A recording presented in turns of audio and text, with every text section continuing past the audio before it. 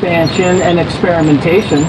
They even hold an annual Shroom Fest, which celebrates the positive aspect of mushrooms. A few years back, I attended. What is this festival? The Mushroom Festival! Mycology, the study of mushrooms. What kind of things would you use shrooms for? Oh. You guys don't do magic mushrooms, do you? Usually go out into the woods and I do it more as a spiritual quest. Great spiritual quest, Wolfie! You'll actually see like sounds, potentially, like... You can see sounds. Yeah, sometimes. Can you hear smells? What is the craziest thing you've ever seen tripping? The screensavers on the computers where it swirls. I was watching the hillside and it was doing that through the trees. The dragons and all that, yeah. Do you ever worry that mushrooms might have a long-lasting impact? The chemicals in the mushrooms resemble a lot of the chemicals produced in the human brain already. How have you been? But you got everything under control? I keep seeing things jumping all over the place. Are you really on Fox News? This is legit. It's a joke. This week, Denver became the first city in the nation to decriminalize magic mushrooms. Backers of the initiative touting it as a therapeutic drug. My next guest agrees, claiming psychedelic mushrooms can change the world. He's James Gesso, the host of Adventures Through the Mind podcast, and he joins me now. Okay, so, James, is this kind of a stunt in order to make it okay for people to just do it from a recreational point, or do people in Denver and you really believe it has therapeutic value? Well, I'm not associated with the Denver group. However, what we believe about the therapeutic value is validated by a variety of different scientific evidence over the last 10 years, stating it to being not only good for things like depression, trauma, obsessive compulsive disorder, but also having statistically reduced instances of intimate partner violence and suicidality amongst even just recreational users. Okay, so this is better than, pharmaceuticals, it's better than seeing a therapist, or would you do this in conjunction with that? Well, I mean, better is really a question of each specific person and what their needs might be, but insofar as the medical capacity of psilocybin, absolutely inside of a container that includes a therapeutic professional would be essential, although some people who utilize it recreationally still see a lot of positive benefits in their life, as the statistics show. Yeah, they see benefits and then they see a lot of other things. Dragons. So if you're just tripping face and you have things dancing all over your vision and like the guy said, you can hear smells. Is this more of like a personal journey that people are taking, self-discovery, or is it really to, cure depression? Well, it depends on the different varieties of use people have. Of course, these strange aesthetic phenomenon are a part of the experience, but for myself, and especially the people who are utilizing it therapeutically or perhaps in their personal life as a spiritual agent, they do so in the essence of having a personal experience of deep self-inquiry and emotional release. So how often do you trip? That's a very personal question, Jesse, that I don't feel like sharing with strangers. However, I will say that it's quite infrequently. And although I do support recreational use in the sense that I support personal liberty and evidence-based drug policies, my personal relationship with them is one of great reverence and respect. I understand it's something to be highly respected. They're very, very powerful. Personal liberty. Do you think there is any danger when they do go past the decriminalization towards legalization, because that's coming? Is there any danger of, 18-year-old, 19-year-old taking a bunch of shrooms, they have no idea the dosage, then getting into a car, and bad things can happen? Do you see any danger at all? The danger you just described can happen with or without decriminalization. Decriminalization in many ways is about encouraging personal liberty and reducing unnecessary spending on policing and court situations. And legalization would bring in certain policies that would ensure that people under the age would not be able to purchase them, as well as bringing in such as the Psilocybin Service Initiative in Oregon. Do you think, just last real quick, do you think that they should not only legalize mushrooms, do you think they should legalize like crack cocaine, heroin, everything?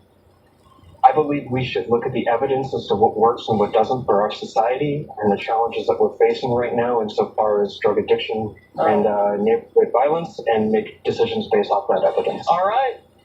James Gesso, there he is. I'll catch you next time. Thank you, Jesse. Up next, last call.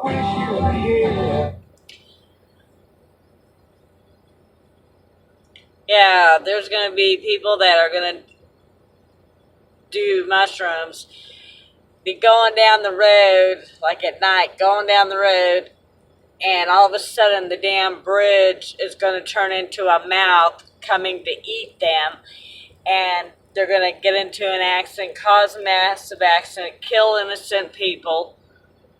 I had to video that because guess where I'm going, folks? I'm on my way to Denver, Colorado. Folks, you do not understand. There is a much bigger picture here when they're starting to let people do drugs. That's something they want to do. They want to keep the United States Americans in drugs. They want to screw up our minds. And I don't want nothing hallucinatic. You know, just like the one guy said something about dragons. Years ago, what was it? See, I heard stories. That's why it's like,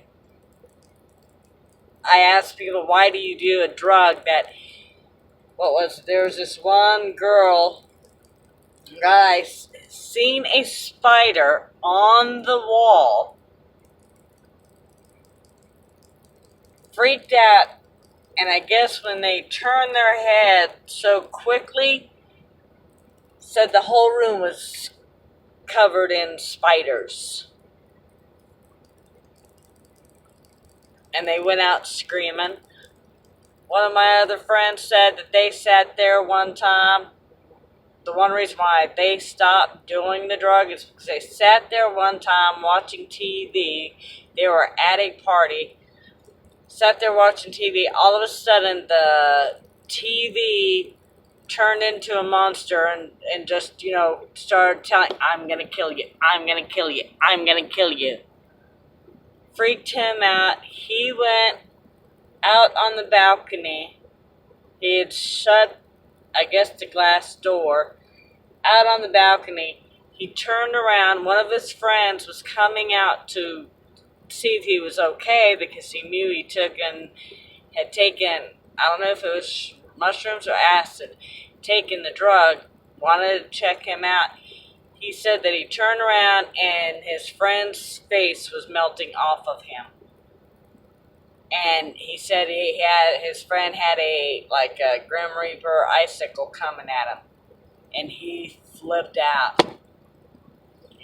Luckily he did have his friend there and another guy that was able to control him and hold him down. But he flipped out. He went at his friend and they knew what was happening, and they finally tackled him down. No, I don't want to take anything that makes me, where I'm afraid that motel sign's going to come alive and come get me. No. There was another incident, somebody was walking down the street, and all of a sudden the oak tree started talking to them. And they turned around and just started talking about it. That might be a little interesting, but hell no. Something in my mind I think would click. Something in my mind would be like, this tree can't talk. I have to be in control. I have to. I don't want to take nothing that gets me out of the control. I have to be in control. And people, you have no ideas what hallucinogenic drugs really do to you. Okay? It is not a good thing. Hell, look, I'm not exactly sure all the drugs Ozzy took, but I'm pretty sure Ozzy took a few hallucinogenic drugs. Okay? There's a prime example of somebody doing drugs. Do you want to end up like him? Granted, yes, he's rich, but he's not really being able to enjoy his life. He's not really living. He is a shell of what he used to be, of living. Not the drugs, not talking about when he was out partying and all that, but I'm pretty sure somewhere in his mind, somewhere in his soul, somewhere in his heart, he must think, what the hell did I do? And I bet you he wishes he could go back and stop doing the drugs. Stop doing all that.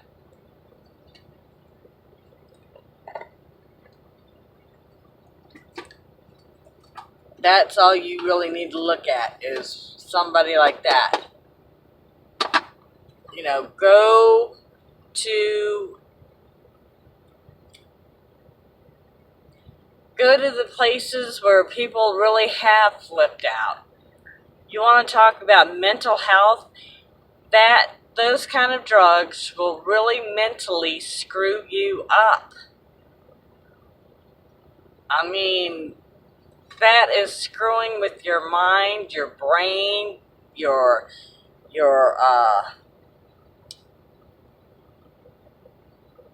everything. I mean, and you also got to think about this. How would you like... what was it? It was in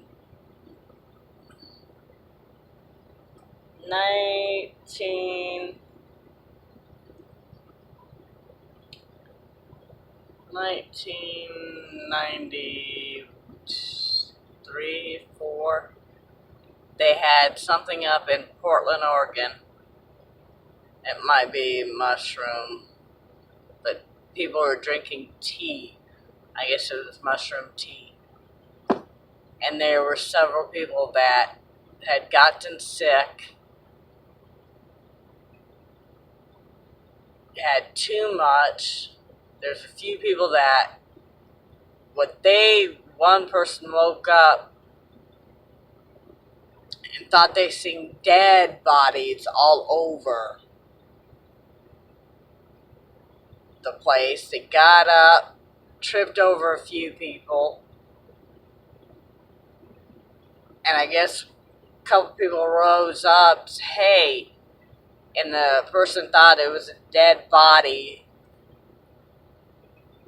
Why would you want to see stuff like that? I would absolutely flip out. And sooner or later, folks, your rational mind's gonna flip. Drugs are not supposed to be like that, okay? Pot, if I had to take pot or mushrooms, I'd take pot. Mushrooms, I'd probably tell somebody to go ahead and shoot me. I have to be in control. Right there, you're also leaving yourself very vulnerable You really are. Because people can take advantage of you. Men and women, they can take advantage of you. If you happen to flip out, I don't understand.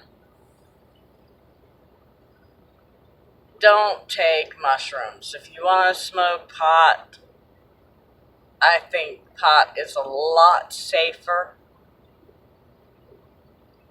You can veg out, zone out, whatever. It doesn't make you see dragons. It don't make you see where a tree comes alive and talks to you.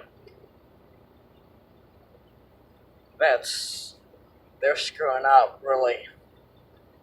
We have enough drug problems as there is. Granted, people are going to do drugs. Granted, if you really want to do mushrooms, you're going to find somebody who sells it. But to legalize it and your personal liberties, that's a bunch of BS. Oh, now I'm really thinking about this. Personal liberties, where's my personal liberty? When I'm driving and somebody who's been tripping decides they can drive a car and kills me or causes me to get into an accident and kills somebody, where's my personal liberties? Unless I can lock you up in a padded cell and say, here, there you go. You want to do your drugs? Here, where you can't hurt nobody and nobody can hurt you. But where's my personal liberties or anybody else's who is innocent and who don't do drugs and who don't, is minding their own business, you know, and somebody on mushrooms decides, well, you know, I'm going to do this, I'm going to drive, or how if they walk into a bar or walk into a grocery store and they think all of a sudden the cashier's turning into a monster and the person on the mushrooms flips out and freaks out and starts attacking people, and, you know, this mushrooms is not a drug to fool around with. I don't care if y'all, oh no, it don't make me do that. I just sit there in the forest and, oh man, I can hear smells and the trees talk to me and the animals talk to me. No. Okay, that's my little rant. So I'm on my way to Denver, Colorado to drop off half my load, then to Salt Lake. But I just had to bring this up since I'm on my way. Love y'all, bye. Please, folks, stay away from the mushrooms. It's not worth it. Your life and your health is not worth it. You only have one life. You're only going to have one mind, period. And if you screw that up, you're screwed. You're absolutely screwed. There's no way to bring you back to reality or bring you back to your old self. You don't need to screw with something that's going to screw up your mind. Don't take the chance. It's not worth it. Alright, bye.